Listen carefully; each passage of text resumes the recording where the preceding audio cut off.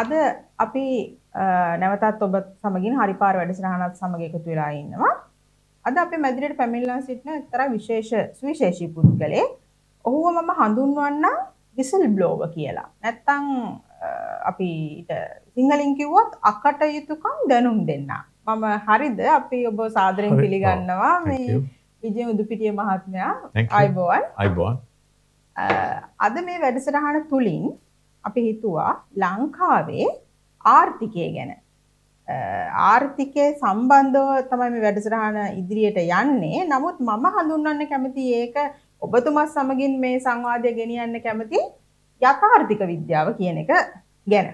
මේ වැඩසටහන තුල මම කැමති අප නරඹන සහෘද ජනතාවට ඉදිරිපත් කරන්න ලංකාවේ වර්තමාන ආර්ථිකය සම්බන්ධව සහ මේ කියන්න ණය බර, කියන්නේ ණය කියන මේ දේ ගැන. ඒ වගේම ඔබ කවුරුත් අහලා තියෙනවා කොටස් වෙළඳපොළ ගැන. මේ කොටස් වෙළඳපොළ සම්බන්ධෙනුත් යම්කිසි දැනීමක් අපගේ මේ විශේෂී අමුත්තාගෙන් ඔබට මේ ඉදිරිපත් කරන්න සහ හැම දෙයකම අපි දන්නවා යම් කිසි දෙයක් අපි අධ්‍යයනය කරනවා නම් යම් කිසි දෙයක් අපි නරඹනවා නම් අපි පොතක් පවා කියවනවා නම් අන්තිමට අපේ ඔළුවට එන්න ඕනි මොකක් හරි ආදර්ශයක් නැත්නම් මොකක් හරි අපිට අනුගමනය කරන්න ඕනි දෙයක්. ඒක නිසා මම අවසාන වශයෙන් මෙතුමගෙන් අහන්න කැමති ලංකාවේ ආර්ථිකය නැත්නම් අපි මේ හඳුන්වන්නා වූ යථාර්ථික විද්‍යාව ලංකාවට ගෙනාවොත් ඒක කොයි විදිහටද වෙන්න ඕනි කියලා යම් කිසි උපදේශයක්. ඔන්න ඔය ටික තමයි අද වැඩසටහන තුලින් අපි ඔබට ඉදිරිපත් කරන්න බලාපොරොත්තු වෙන්නේ. විජය උදුපිටිය මහත්මයාණනි මම ඔබගෙන් ප්‍රථමයෙන් අහන්න කැමති යථාර්ථික විද්‍යාව කියන සංකල්පය පිළිබඳව. ඔබතුමා දරන මතය සහ කොහොමද ඔබ ඒක පැහැදිලි කරන්නේ? ඔව් ඊට ඉස්සෙල්ලා කියමුකෝ මාව හඳුන්වා දෙන්න ඔබතුමී පාවිච්චි කළේ අකටයුතුකම් හඳුන්වා දෙන්න නැත්නම් විසල් බ්ලෝවර් කියලා. මේ වචනේ ලාංකීය සමාජයේ අලුත් දෙයක්. පිටරට නම් තියෙනවා නීති විසල් බ්ලෝවර්ස්ලා ආරක්ෂා කරන නීති තියෙනවා. විසල් බ්ලෝවර් කියන්නේ රටේ යම්කිසි දෙයක් සිද්ධ වෙනවා නම් වැරදි දෙයක් ඒ අකටයුතුකම් පෙන්වා දෙන අයට මේ වචනේ පළමුවෙන්ම නීති පොත්වලට ආවේ 2023 අංක 9 දරන දූෂණ විරෝධී අල්ලස් පනත යටතේ. ඒකේ තමයි විස්තර කරලා තියෙන්නේ විසල් බ්ලෝවර් කියන වචනේ. එතකොට මේ අවස්ථාවේදී මේ විසල් බ්ලෝවර් කෙනෙක් හැටියට මම අකටයුතුකම් පෙන්වා දෙන්න නෙමෙයි යන්නේ. මේ අවස්ථාවේදී අපි කතා කරන්න යන්නේ යථාර්ථික විද්‍යාව ගැන. හරි? යථාර්ථික විද්‍යානුකූලව රට පාලනය කළේ අත් වශයෙන්ම මට එතුමාට මගේ එක ඡන්දයක්වත් දෙන්න බැරි වුණා. එතුමා තමයි ආර් ප්‍රේමදාස මැතිතුමා. එතුමාට ගෙවල් හදන්න ඕන වුණාම එතුමා කල්පනා කළේ නෑ දැන් දාන බද්ද මොකද්ද මේ රටේ මහජනයාට කියලා. ඇඟට නොදැනෙන්න ගෙදර ගිහිල්ලා කල්පනා කළා මං ඊළඟ ස්විප් එකට දාන්න නම මොකද්ද? හරිම ප්‍රායෝගිකයි. ප්‍රායෝගිකයි. ඒක තමයි ප්‍රැග්මැටිසම් කියන්නේ. ඒක තමයි යථාර්ථික විද්‍යාව කියන්නේ. එයා හූරන ස්විප් එකක් දාලා ඒකෙන් මුදල් අරගෙන ගෙවල් හදලා දුන්න මහජනයාට.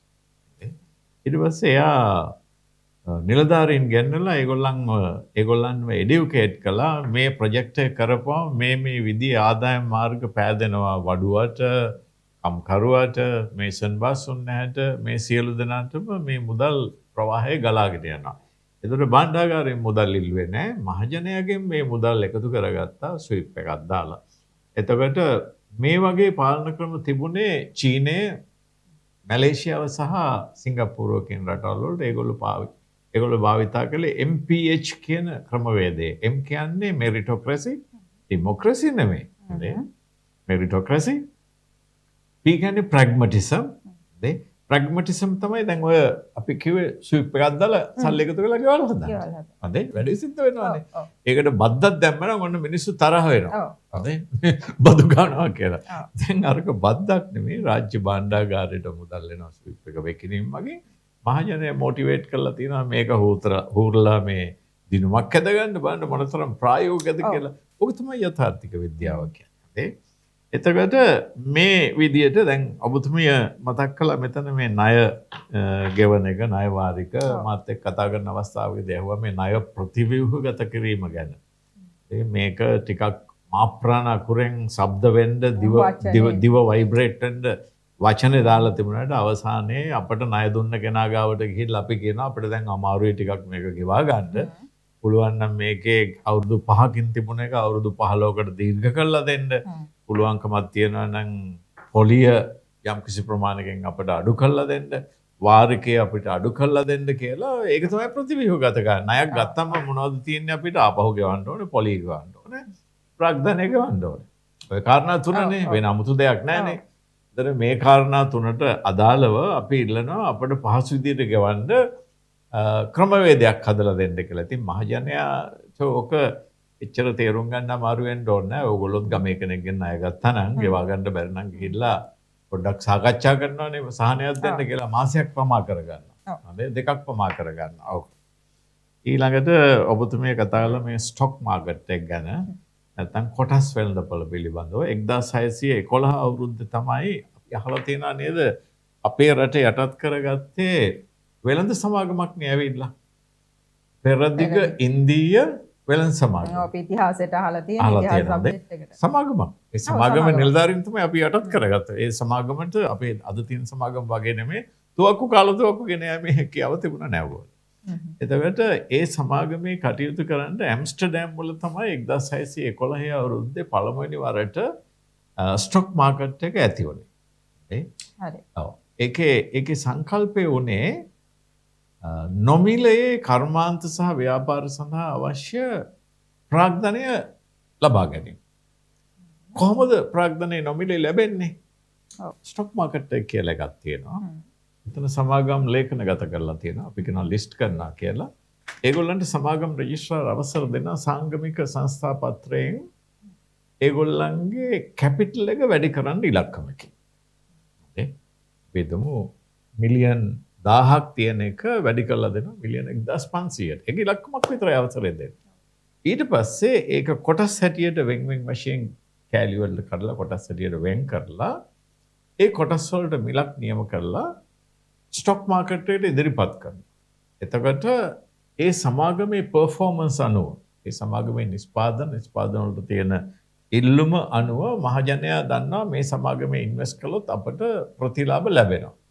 ඒතර මහජන ස්ටොක් මාකට් එකට ගිහිල්ලා ඒ කොටස් මිලදී ගන්නවා.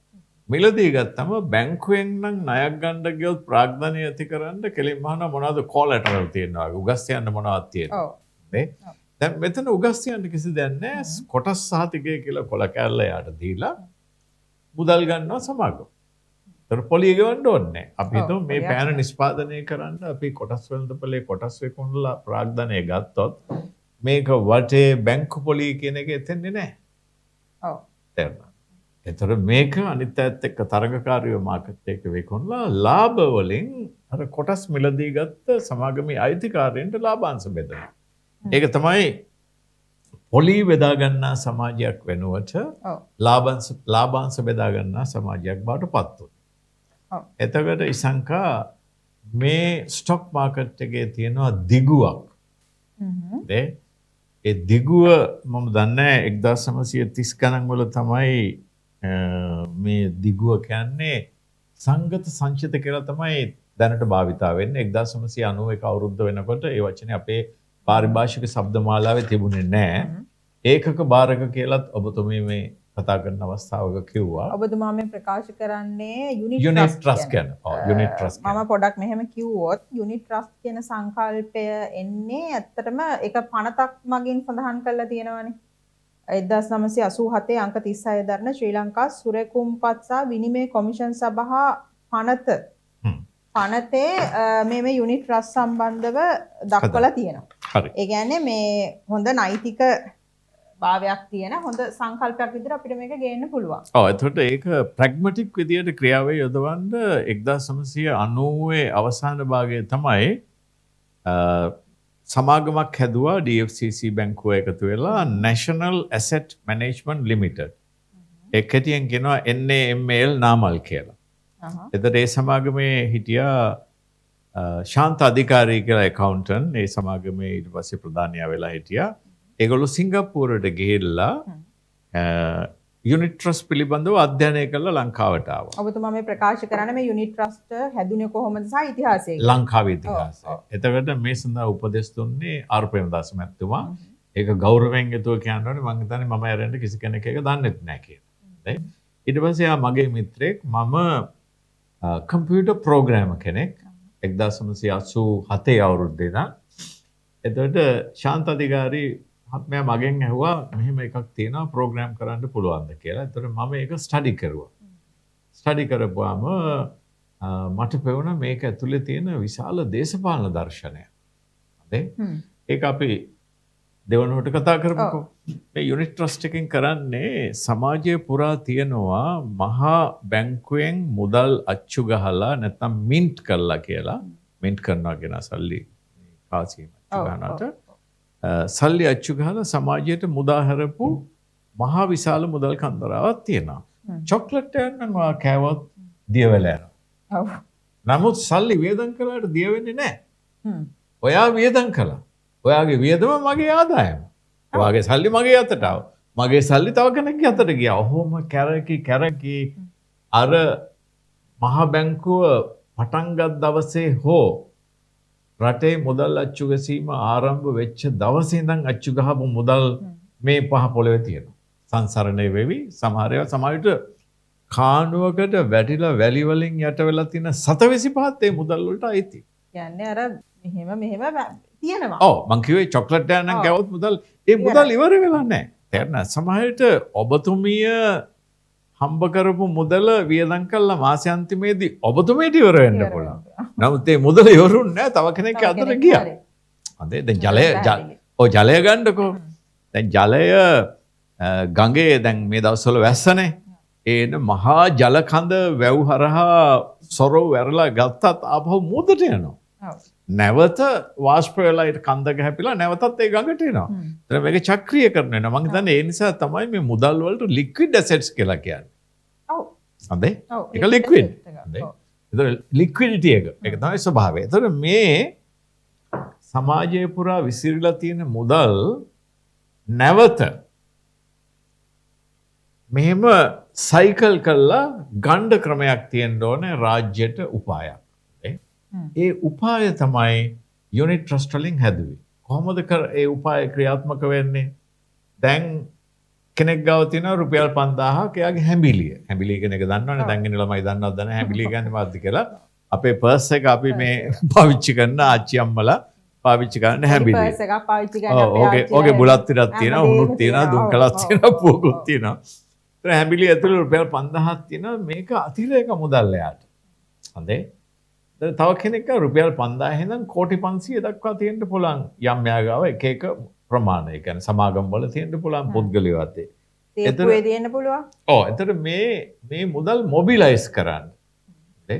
මොබිලයිස් කරන්න ක්‍රමයක් තමයි ඔය යුනිට් ට්‍රස්ට් කියලා හැදුවේ.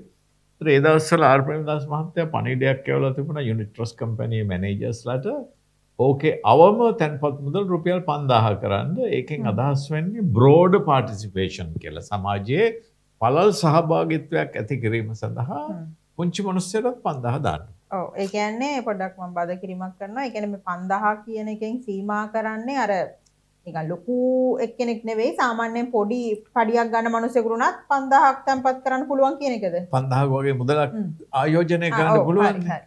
ආයෝජනය කරන්න. එතකොට නම් එයාට රුපියල් 5000 අරන් ගිහිල්ලා ආයෝජනය කරන්න ක්‍රමයක් නැහැ. තේරුණාද? මොකද ඒක වැහි බින්දුවක් වගේනේ. එතකොට රුපියල් 5000ට පහත් කළේ අවම තැන්පත් ප්‍රමාණය වැඩිම මහජන ප්‍රමාණයක් මේක සඳහා සහභාගී කරගන්නත් එතකොට වැඩිම මහජනයා ප්‍රමාණයකට මේක මේ ෆීල් වෙනවා. ඇඟට දැනෙනවා මොකද්ද සිද්ධ වෙන්නේ කියලා. එතකොට එතන හිටිය මැනේජර් මහත්තුරු මං අහගෙන ඉන්නවා දැන් මේකේ පොලිමක් ගෑයි හරි කරදරේ වෙන්නේ අපිට කියලා. ඒගොල්ලන්ගේ දර්ශනය. හරි. ඒගොල්ලෝ බැලුවේ මිනිස්සු පොලිං ගෑලා 5000 ඇප්ලිකේෂන් පුරන්න ගියාම අපිට කරදරයක් කියලා. නමුත් දේශපාලනඥයා බැලුවේ පළල් මහජන සහභාගීත්වය. හොඳේ. ප්‍රැග්මැටිසම්. හරි. එතකොට මේක එක දවසක් යනකොට දැන් මම මේක ප්‍රෝග්‍රෑම් කරනකොට ඒක හරි සිම්පල්. හොඳේ. සිම්පල් කියන්නේ ඉතින් තියරිටිකලි සිම්පල්.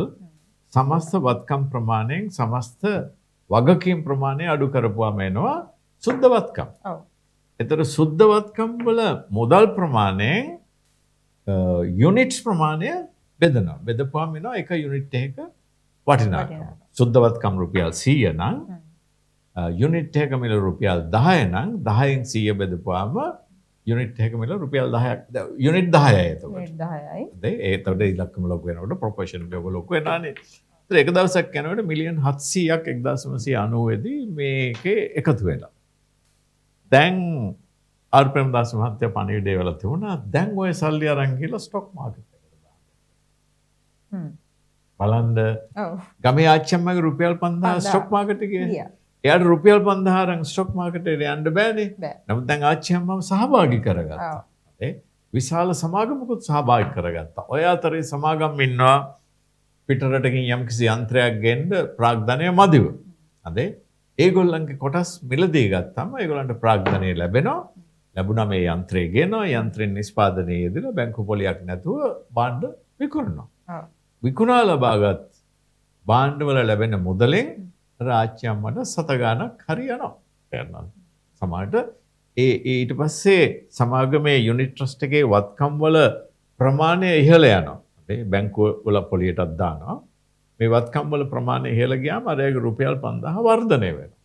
ඒ 5000 සුළු එකක් 5000 සමයට 7500 වෙන්න පුළුවන්.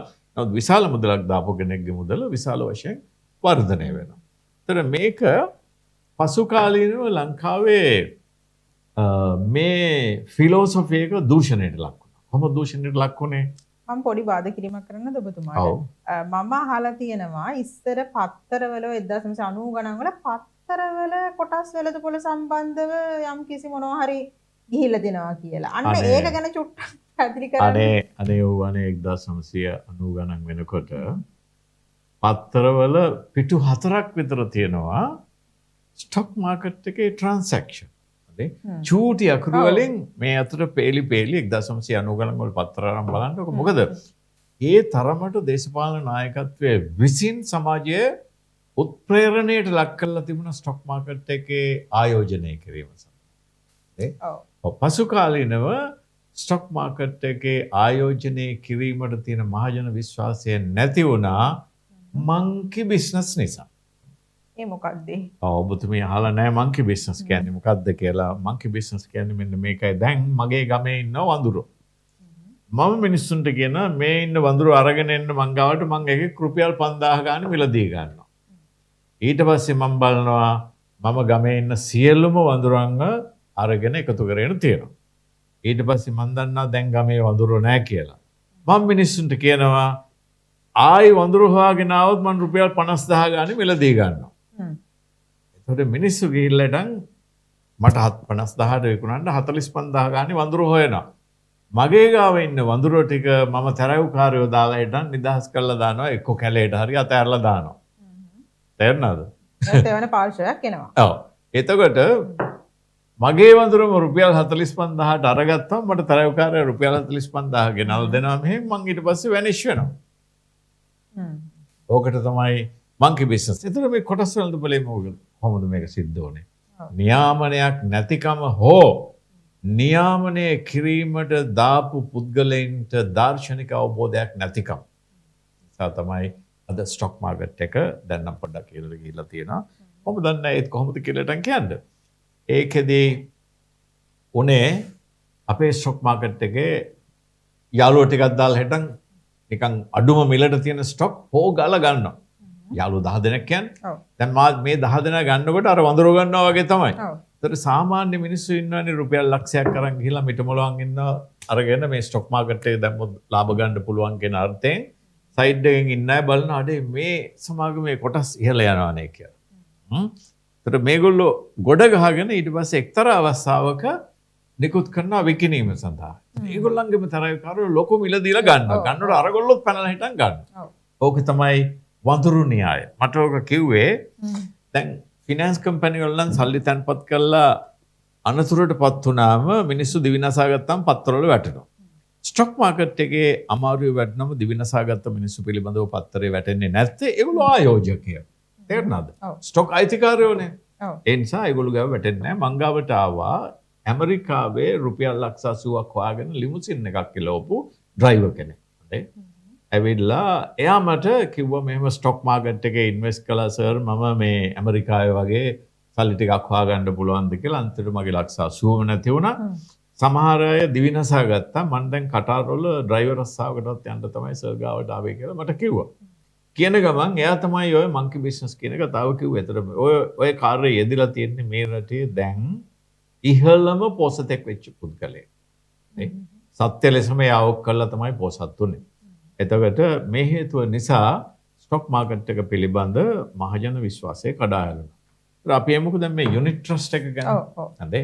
යුනිට් ට්‍රස්ට් එක ගැන කරන්නේ සමාජයේ පුරා සැඟවී තියෙන මුදල් මිනිස්සුන්ට බදු ගහන්නේ නැතුව මිනිස්සු ආදායම් බද්දෙන් බලෙන් අරගෙන ආණ්ඩුවට ගන්නේ නැතුව මිනිස්සු ලව ආයෝජනය කරලා ඒක ප්‍රධාන ප්‍රවාහයට එකතු කරනවා.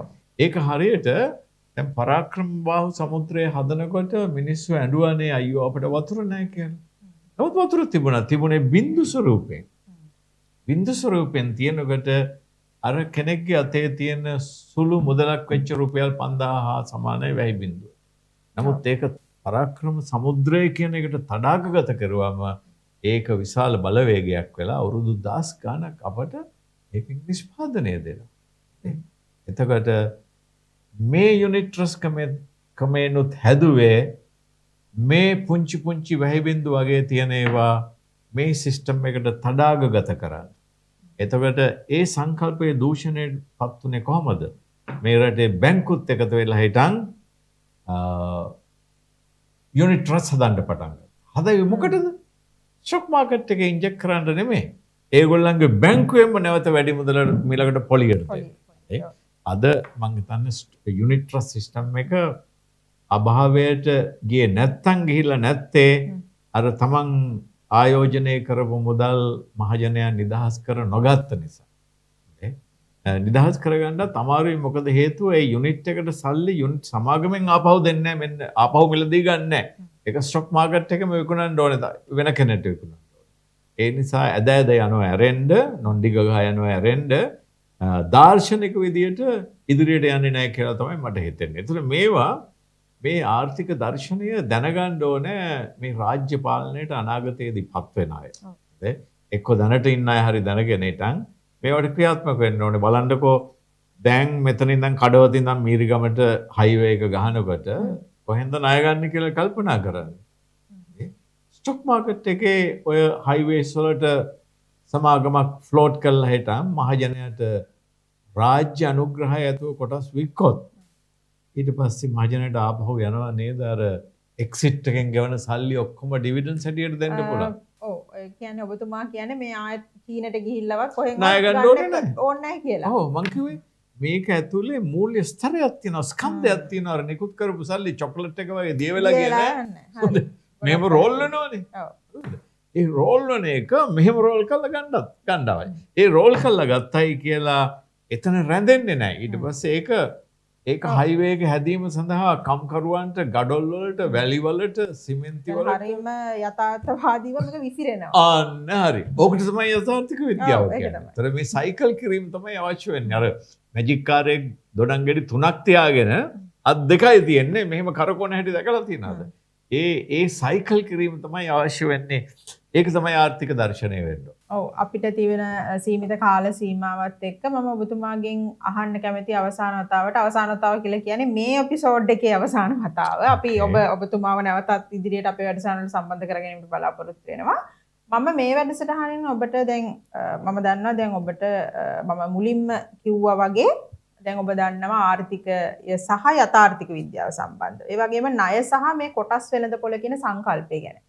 දැන් මම ඔබට යම්කිසි පණිවිඩයක් දෙන්න කැමතියි සහ ඔබගේ දැනුවත් කිරීමට මෙතුමාගෙන් යම්කිසි දායකත්වයක් ලබා ගන්න කැමතියි. දැන් හැම කෙනාම කියනවනේ හැම දෙයක්ම අපි නිර්මාණශීලීව හිතන්න ඕනේ කියලා. දැන් මම ඔබතුමාගෙන් අහන්න කැමතියි ලංකාව තුල නිර්මාණශීලී ආර්ථිකයක් ගොඩනගනවා නම් ඒ සම්බන්ධව ඔබතුමා දරන මතයක් හෝ ඔබතුමාගේ අදහසක් ඒ සම්බන්ධව ඉදිරිපත් කරන්න පුළුවන්ද? නිර්මාණශීලී ආර්ථිකයක් කියන්නේ අවසානයේ අපි වෙනා නැවතත් අර ප්‍රැග්මටිසම් කියන ස්ථානයට බලන්නකෝ කවුරු සන්තෝෂ වෙනවා ලංකාවේ ඇඟලුම් කර්මාන්තයේ හරි දියුණුවට තියෙනවා කියලා. නමුත් ලංකාවේ තියෙන ඇඟලුම් කර්මාන්තයක් නෙමේ ටේලර් shops තියෙන්නේ. ඇඟලුම් කර්මාන්තය කියන්නේ නිර්මාණශීලීව කල්පනා කරනවා නම් ඔබ ඉඳන් ඉන්න ඇඳුමත් මං ඉඳන් ඉන්න ඇඳුමත් ආරම්භය කපුවත්තක. අපේ කපු නෑ කොහෙනේ විතරයි කපු කැටකඩ හිටියනකොට මන්නාරමේ. නමුත් මහා පරිමාණ කපු වශයෙන් තියෙන්නේ අපිට පැය 10කට විතර එහා ඉන්දියාවේ විශාල කපු වතු. හැබැයි ඉන්දියාවෙන් නෙවෙයි නේද අපි මේ නෑ ඉන්දියාවෙන් නෙමෙයි අපි මේ රෙදි ගන්නේ ඇඟලුම් කර්මාන්තයට. අපේ රටේ කපු නෑ. මම මේ කියන්න යන්නේ අපි ගේන්නේ තායිවානයෙන් තමයි රෙදි ගේන්නේ. මොකද වැඩිපුරම යුරෝපියන් බයස්ලා ඒගොල්ලෝ සෝස් කරන්නේ තායිවානයේ. ඒ නිසා ඒගොල්ලෝ කියන තායිවානයේ හවල් ෆැක්ටරියෙන් ගන්න කියලා. ඒ නිසා තමයි තායිවානයෙන් ගේන්නේ. ඒතර ඉන්දියන් ෆැක්ටරි අඩුයි. නමුත් ඉන්දියාවේ ඊටාම දියුණු රෙදි කර්මාන්තයක් හොඳේ. ඇඟලුම් නෙමේ රෙදි කර්මාන්තයක් තියෙනවා. ටෙක්ස්ටයිල් එකට කියන්නේ අරකට කියන්නේ ඇපරල් කියලා. එතකොට අපේ රටේ කපු වලින් ඇඟලුම් හදන්න නම් ස්පිනින් මිල්ස් තියෙන්න ඕනේ. ඔව්. අවසාන ස්පිනින් මිල් එක තිබුණේ හැව්ලොක් සිටි එක දැන් තියෙන ස්ථානයේ. එතනට කිව්වේ අපි වැල්ලවත්ත ස්පිනින් ඇන්ඩ් වීවිං මිල්ස් කියලා විශාල චිමිනියක් තිබුණා. මම දන්නේ හෝමගම දිහාට ගියාමත් ඒ චිමිනිය පේනවා වැල්ලවත්තේ. ඊට පස්සේ දැන් ඉන්න කිසිම කර්මාන්ත ඇමති කෙනෙක්ගෙන් ඇහුවොත් මම අභියෝග කරනවා මොනවද ස්පිනින් මිල්ස් කියන්නේ කියලා එයා දන්නේ නැහැ. කපු කටින මිල් එකට තමයි ස්පිනින් මිල්ස් කියන්නේ. ඒතර ඒව නෑ ලංකාවේ. ඔව්. එතකොට අපේ තියෙන්නේ තිරසර ඇඟලුම් කර්මාන්තයක් නෙමෙයි. මේ ඇඟලුම් කර්මාන්තය අපේ රැඳිලා තියෙන්නේ ඇයි දන්නවද?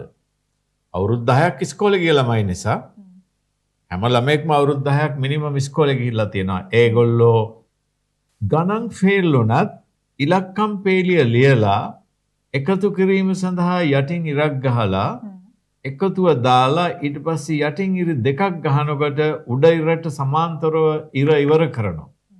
දැන් ඉර පනින්න දෙන්නේ නැහැ. ඒක තමයි quality and discipline කියන්නේ. එයා දසවසරක් ඉස්කෝලේ යාම සඳහා ඉස්කෝලේ ප්‍රින්සිපල් ගෙන් බැනුම් අහන්න නැතුව 7:00ට ඉස්කෝලේට පැමිණීම තමයි ඩිසිප්ලින් කියන්නේ. හරිද? හෝම්වර්ක් දුන්නම ඒ හෝම්වර්ක් ගෙදර ගිහිල්ලා අම්මා කිව්වොත් කඩේ ගිහිල්ලා බඩු ගේන්න කියලා අනේ අම්මේ බෑ මට හෝම්වර්ක් තියෙනවා ටීචර් බණී කියලා අන්න ඩිසිප්ලින් එතන. හරිද? එතනින් තමයි ෆැක්ටරි එකේ සුපර්වයිසර්ට අවනත වෙන්නේ. ෆැක්ටරි එක සුපර්වයිසර් කියලා දුන්නම මේ කෑල්ල මේ විදිහට නිෂ්පාදනය කරගෙන එලා මෙතනින් නවත්තන්න කියලා එයා දන්නව නවත්තන්න. එයා දන්නවා මගේ කෑල්ල ඉවර වෙලා ඊළඟ එක්කෙනාට පාස් කළොත් විතරයි ඊළඟ එක්කෙනාට වැඩ කරන්න පුළුවන් කියලා. ඒක තමයි ටීම් වර්ක්. ඒතර බංග්ලාදේශයේ අය ඉස්කෝලේ ගිහිල්ලා නැහැ. ඒගොල්ලන්ට බාත්රූම් එකක් වැඩ කරන්නේ නැහැ කියලා අකුරෙන් ගැහුවට බෝඩ් එක කියවන්න බෑ. ඒකට කටින්ම කියන්න ඕනේ මේ බාත්රූම් එකට යන්න එපා කියලා. අපේ අයගේ අර විනය තියෙනවා දසවසරක් ඉස්කෝලේ ගිය නිසා. ඒ නිසා තමයි ඒ අපේ අය ඉන්න ස්ථාන හොයාගෙන එනවා පිටරට බයස්ලා ඇඟලුම් ඇනවුම් දෙන්න. නමුත් වැඩේ තියෙන්නේ මේකට අවශ්‍ය නිර්මාණාත්මක දේශපාලන නායකත්වය දීලා නැහැ. ඇඟලුම ආරම්භ කරන කපුවත්තෙන් මේ ඇඟලුම ආරම්භ කරන්න. ඒකට තමයි සස්ටේනබිලිටි කියලා කියන්නේ. එහෙම නැත්නම් ওই සස්ටේනබිලිටි කියන වචනේ අරගෙන කතා කරන්නේ නිකන් ඒ වචනේ උච්චාරණය කිරීමෙන් ලබන තෘප්තිය සඳහා විතරයි. ප්‍රැග්මැටිකලි බැලුවොත් මේක තමයි සිද්ධ වෙන්න ඕනේ. ඒක තාම සිද්ධ වෙලා නැහැ ලංකාවේ. අපේ තියෙන ටේලර් shops. අපේ තියෙන ඇඟලුම් කර්මාන්තයක් නෙමෙයි.